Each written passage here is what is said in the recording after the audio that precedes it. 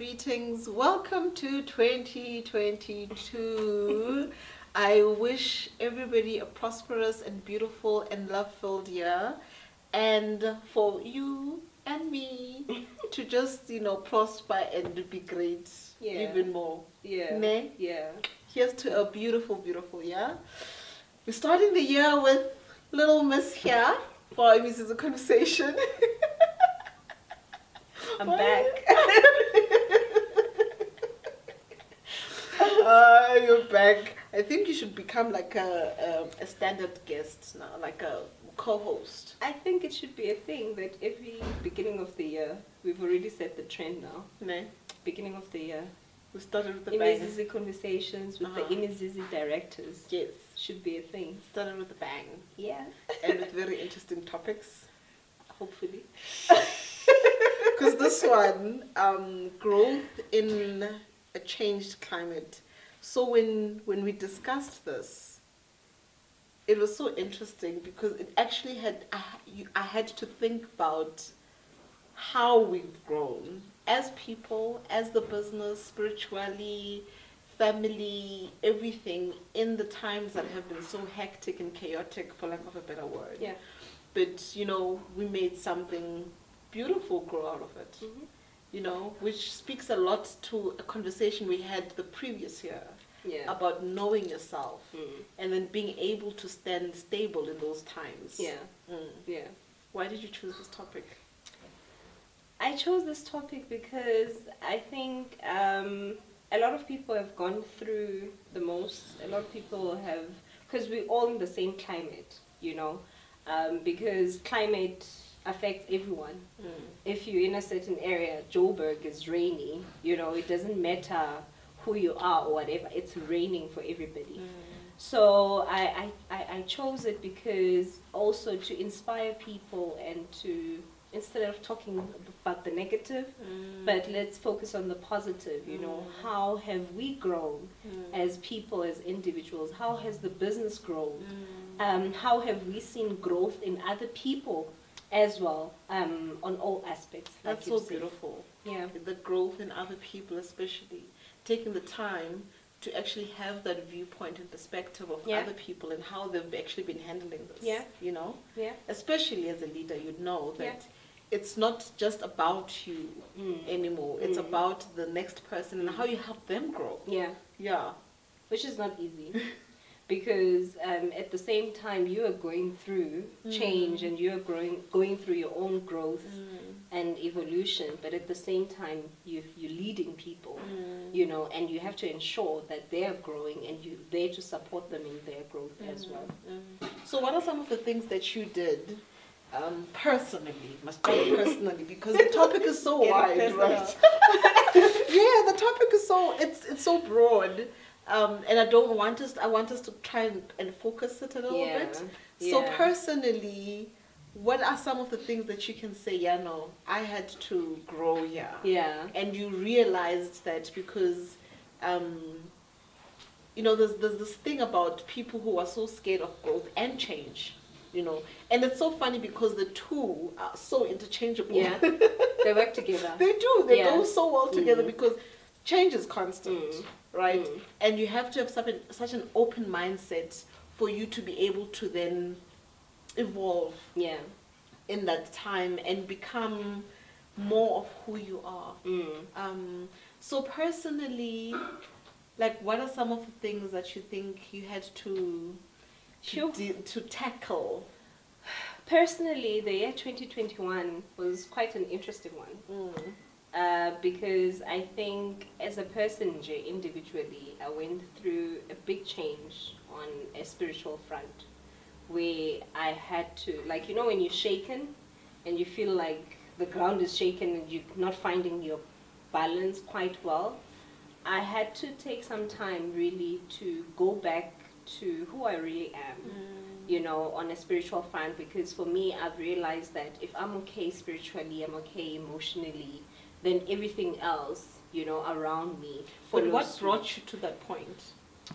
What brought me Phew, it was a lot of things, Boning. Now you want me to touch on. I mean, we can if they, because I mean, the truth of the matter is that your life is intertwined. It's right? intertwined, with the business. I think on the business front, we went through a lot.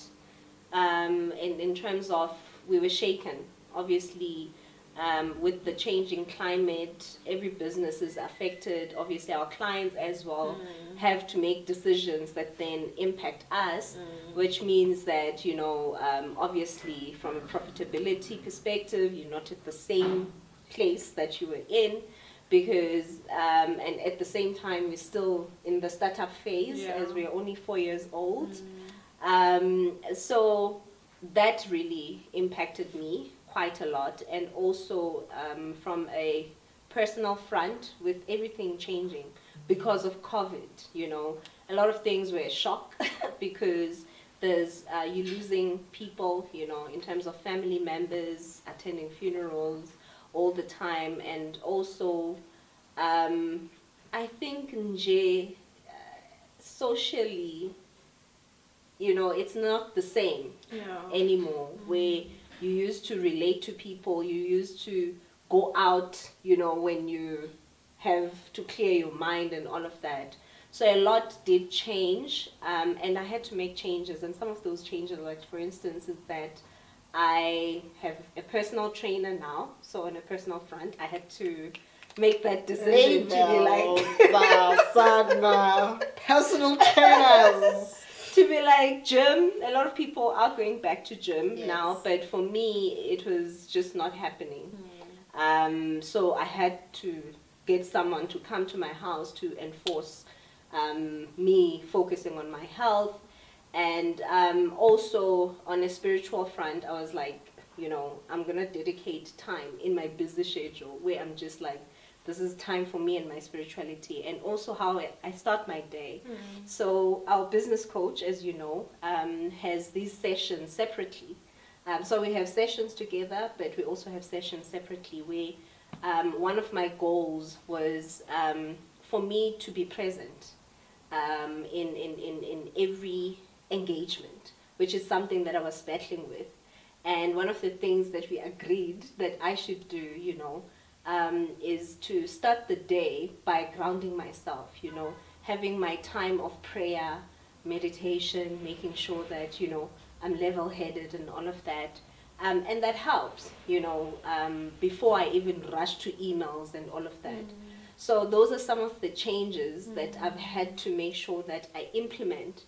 And the fruits I've only seen because of consistency. Yes. Because that's another thing that we tend to lack as people, is that you start something, we want quick fixes. Yeah, quick fixes, and I want to do this very quickly. How do I, because life has become that, like what's the next best thing? And as you're speaking about our coach and the things that she was mentioning that you should start doing, I'm actually just reflecting back on some of the conversations we had last year. With the different guests that we had. And Angela, I remember, was saying how in the mornings it's important to actually, because that's the time where you're still very connected and, still, your brain is still fresh. Yeah. It hasn't absorbed the problems of yesterday and anxieties of the future. But it's consistency. Yeah. Those things happen because you need to change.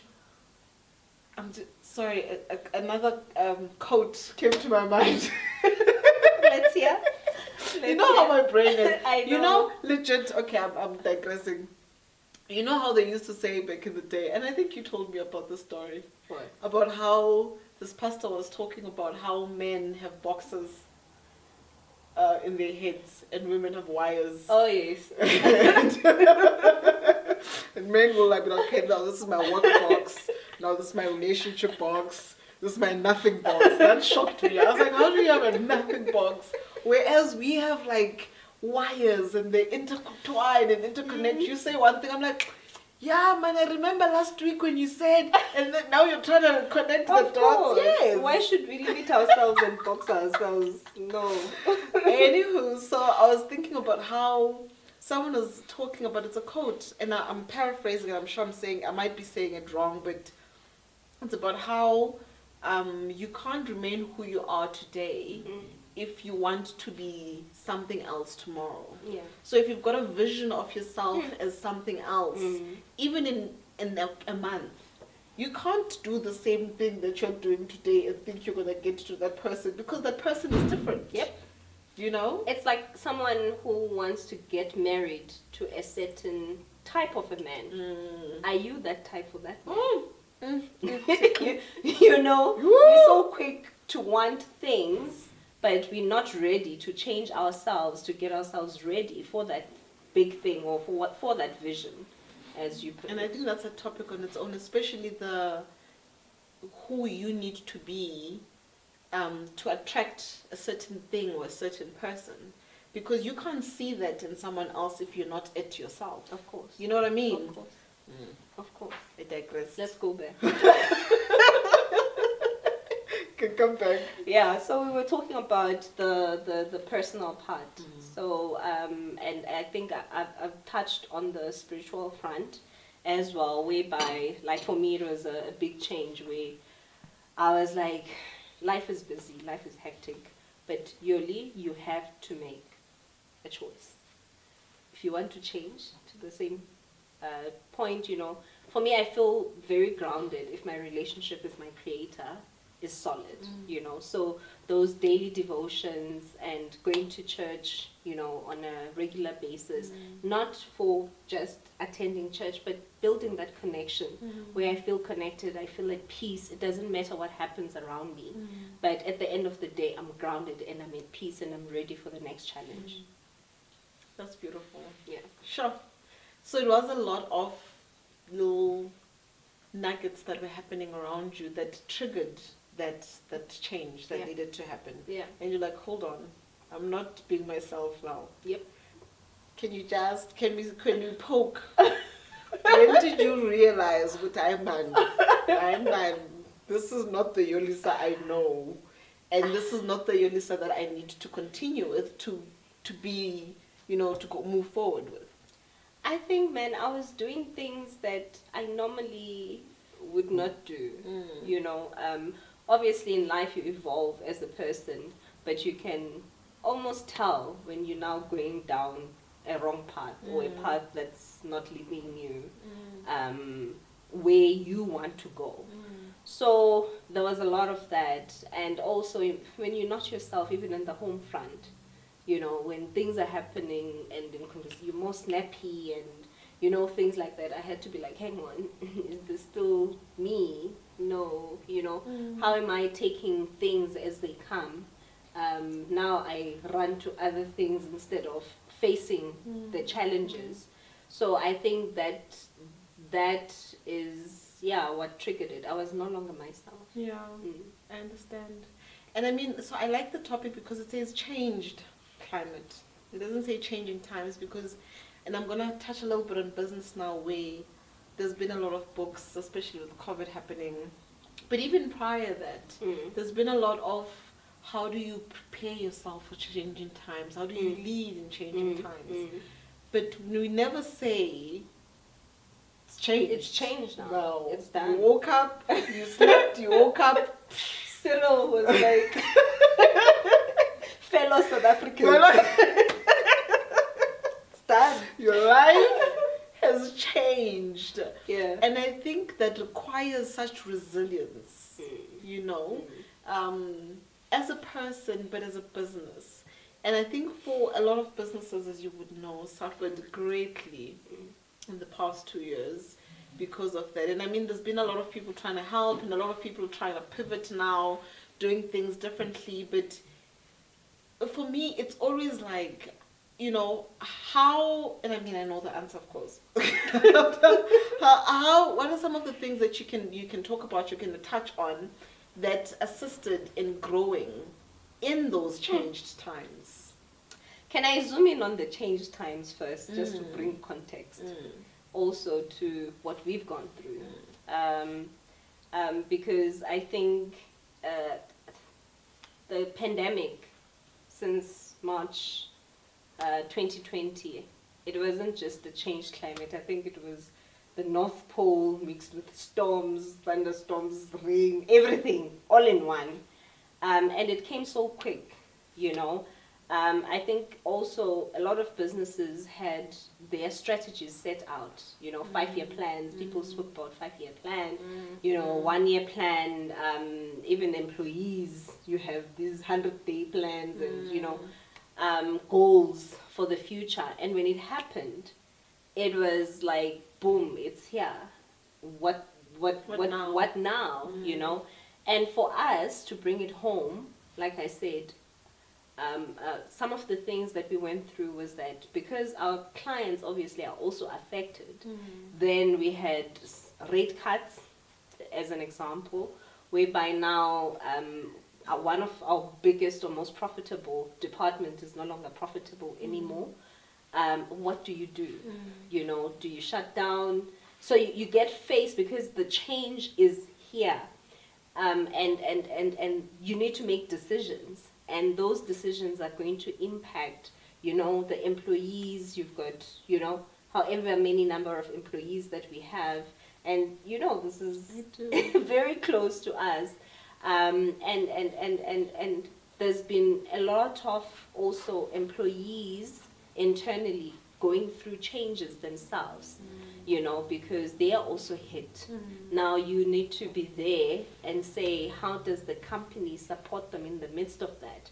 But at the same time, there's constraints because now you're no longer that profitable, and all of those things. Can't just do to all the beautiful things you had envisioned you'd be doing for your people. Exactly. That plan that you had, 5-year plan, all of a sudden has collapses. It's gone. like if you were to imagine tearing a paper, just tear it up. Start from scratch. Start afresh, okay? Start afresh, you know? Now what? And I think we had to do that, even for us, especially this year. I think when COVID started in 2020, yes, there were changes, but most of those changes hit us. It was like a ripple effect. You know, it hit us in 2021 mostly. But in the midst of that, you know, for me, there's I'll bring it to Christianity. Yeah. To say that there's in all seasons, right? There's promises, harvest time, and seed time. You know, and the storms or the different seasons will come, but harvest time is still guaranteed. So you have to identify the season that you are in. You can't be wanting to harvest when you are in a time where you're supposed to be seeding. And bringing it to a business front to say, we had to quickly realize that we have to rework our strategy. Yeah. Let's see, okay, now we are here. Our strategy was X. Clearly, it's no longer going to work. We need to get clients. We need to look at our service offering. What we are offering is this. Does it still make sense? You know, how can we expand? What else can we add? You know, and from an employee front, now employees are going through the most. What support structures do we put in place? You know, capacitating ourselves for whatever changes also are happening internally, both as leaders, because we had to take a lot of courses and webinars to say, what are other people saying about the change that is happening, and how can we learn from that change? You know, what is the industry saying? You know, what are the projections out there? And take from all those bits and pieces of learnings and customize a new strategy for Imizizi to say, how are we moving forward? And that strategy is still evolving, because the climate is new for everybody. You know, as we get bits and pieces of information, we are refining it as we go. So I think, man, it's I think that's the biggest one, to say that the climate is there, but victory is guaranteed. Identify the season that you're in and make sure that you're doing everything that you can possibly do while you're in that season. I'm actually reminded of a story I read on LinkedIn of a 25-year-old girl. She was quite young, and she's based in the Eastern Cape. I just can't remember her name. But this girl was employed and she lost her job, And instead of sitting at home, she started growing spinach, you know, and she grew it up until, you know, she was selling a lot more. And then she approached local stars, you know, for her to supply the local spa. And then it grew even further from there until she approached someone to lend her or rent her out a bigger space of land for her to grow. And now literally she has a full-on business with trucks and all of those things that are delivering to spas around the Western Cape. That's and that beautiful. story really inspired me to say that in the midst of it all, you've lost your job, but she was able to pivot and say, what else can I do? Yeah. Because everything is gone now. Yeah, because yeah. in that situation, it's not that you have a little bit, your job is gone. It's zero. And you know that those things are very inspiring, because I think I've seen something similar, where people have started taking on to what can I do with the natural resources that are around me. Yeah. You know, can I start with one person? I remember, I can't quite pinpoint where I heard the story or who told it to me. I could have read it. Someone could have told me, but they were talking about how they were coaching a lady basically, and she was now retiring and she didn't know what to do with her life. Yeah. And the gentleman asked, so what do you do best? What's the best thing that you love doing? And she's like, baking. She's like, oh, bake. Bake and sell it to your friends. Yeah. You know? I just remembered who told me the story. Yeah. Bake and sell it to your friends. And then she started baking, sold it to her friends, went to her local supermarket and was like, can I just leave, like, you know, 3 little packs a day? Yeah. But people bought so much that the guy called and was like, okay, I actually need a bigger order. Wow. Because now there was such a demand, you know. And that grew to be like a proper bakery. Now she's like distributing to different local places. But I think the problem is that, and I think for me, this interlinks again with growth and the mindset. Because growth has a lot to do with your mindset. Yep. You know what I mean? Yep. It's the fact that you limit yourself. You limit yourself by thinking about, I'm too small, I'm not going to be able to get there. You know, we as humans, we tend to block ourselves so much before anyone else ever does. It's a battle get a of the chance. mind. It is a battle of the mind. Yeah. It's such a mindset thing. You're talking about spirituality and the reaping and the sowing, and you know I've also been going through my own spiritual journey. Yeah. And I think the one thing that has been a recurring message for me last year was letting go and accepting where you are. Yeah. You know, and again, those two are kind of very much interlinked, because once you sit and you're like, I am where I am, I'm here. Because the thing is, we're always trying to wish it better. We want to wish it away. We want to make it better. We want to think about, I shouldn't have done that. You are here now. What next? What next? Because if you keep thinking about the shoulds and should not haves, or could and could not haves, you can't see the solution. Yeah, most def. Most def. I like what you said, let go. Let go. Oh. And it's tricky. That's why It's it was a very message for last year, tricky. because as I even wrote it on my mirror, thinking, you know, it's gonna get in, but it takes so long, because we believe, and like I'm in the spiritual realm now. I've moved. We believe so much that our strength and our power is in us, but it really, really is not. It's not. You know, I read a book, The Impersonal God. Yeah. It was life changing for me. You know. Share. Please share. I will. And one of the things I remember I had to stop and breathe and read and breathe again was, it is my will that you are breathing.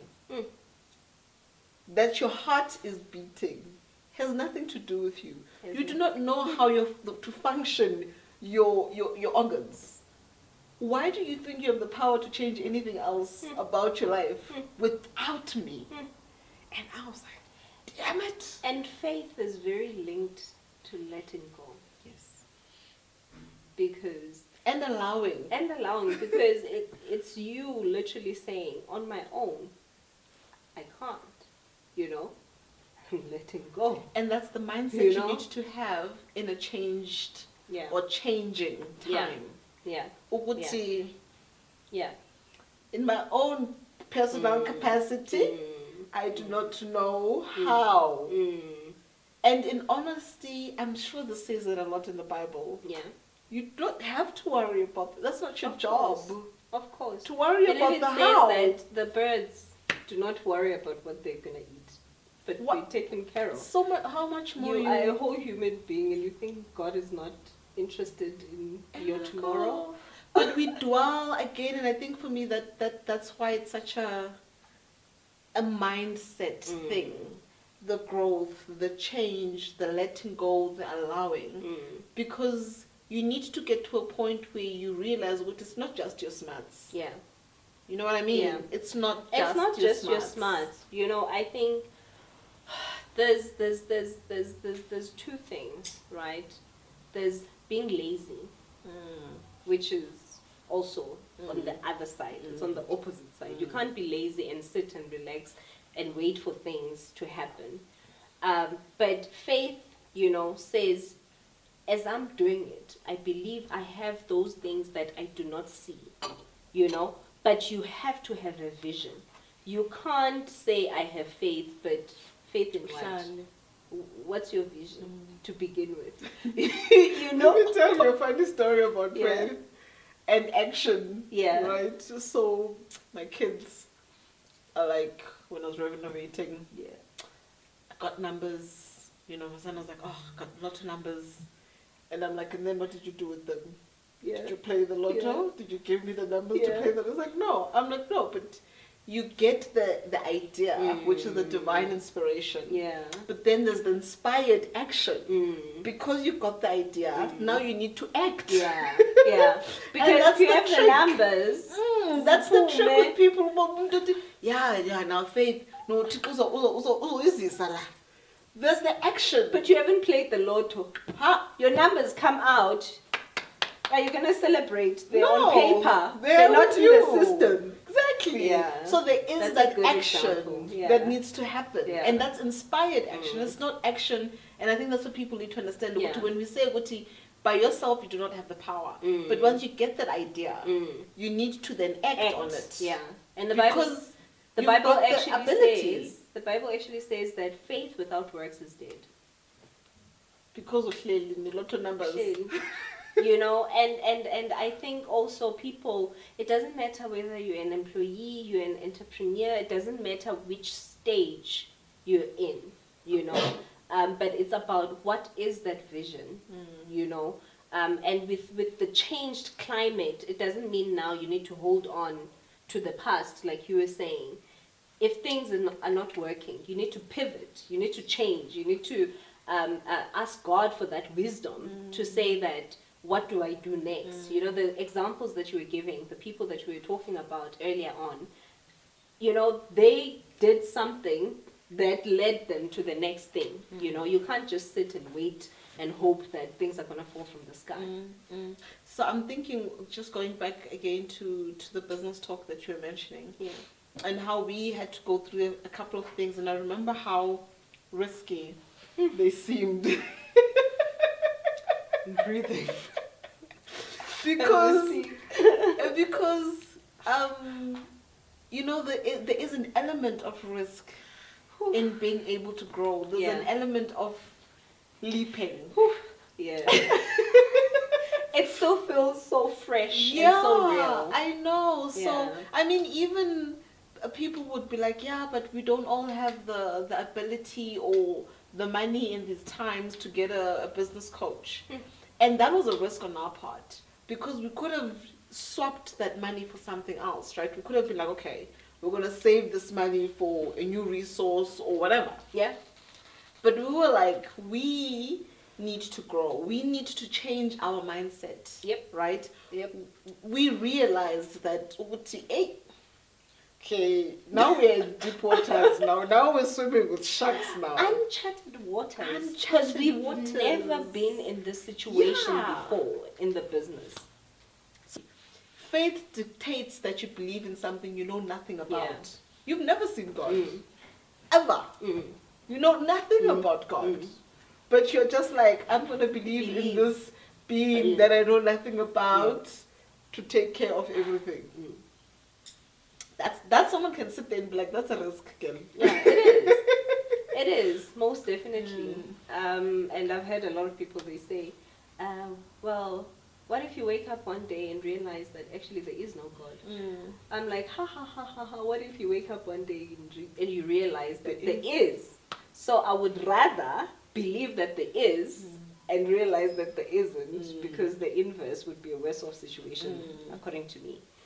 So with the business, risk and faith, again, just to bring it home, because I think also to help a lot of other businesses that are in a growth phase, because last year we spoke about the startup phase and how we grew to where we are, and this was a new phase or a different phase which happened during COVID or during the pandemic. And I mean, we had to take a lot of risks. So you've mentioned one with the coach, which business coaches do not come cheap, you know, and we were already in deep waters, you know, but we made the decision to grow ourselves and also have someone who will coach us in the decisions that we are making, because like I said, uncharted waters. And the other one was, you know, the risk of expanding in service offerings that we have not offered before. And the risk of saying, hey, but we have not done this before, how do we do it? Which came with a whole lot of other things that we had to do at an accelerated pace than you would have normally found in other seasons. Like, for instance, we started offering recruitment at a bigger scale than before.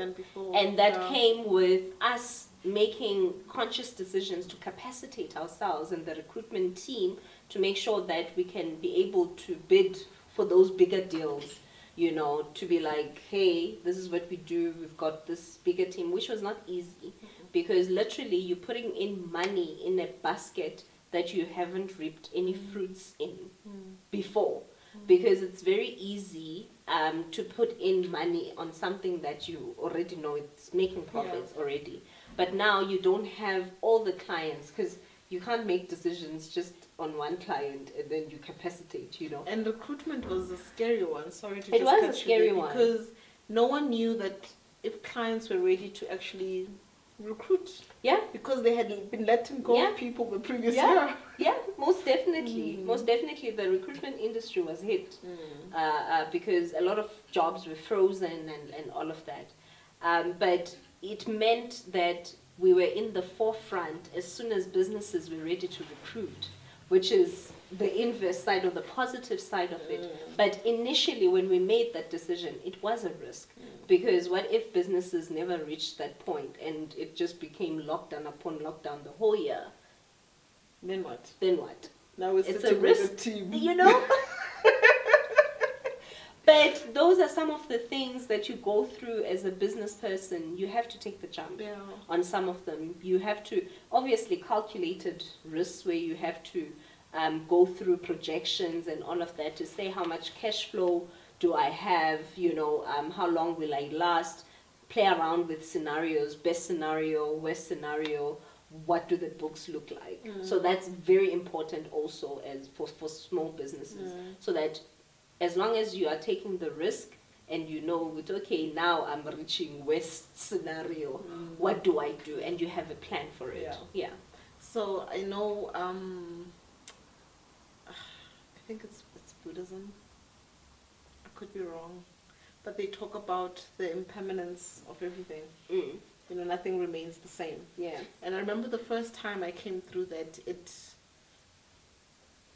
kind of shook me, you know. And I think I was thinking about it in very limited ways, right? Like, if business is going well, I'm thinking, what do you mean nothing remains the same? Now you say, my business is going to suffer. You know? But as the more the concept kept coming up, it was just, for me, I think, is linked so much to the fact that change is inevitable. Do you know what I mean? Like, in actual fact, change is the only constant. And you just need to be able to adapt, basically. Yeah. Every time. So your mindset needs to remain open. Yeah. In the sense, so that whenever change does happen, you're ready. Yeah. I don't know if you've ever read Who Moved My Cheese? No. It's a book. It's very small. I made my daughter read it when she was like 4. I used to read it to her. Yeah.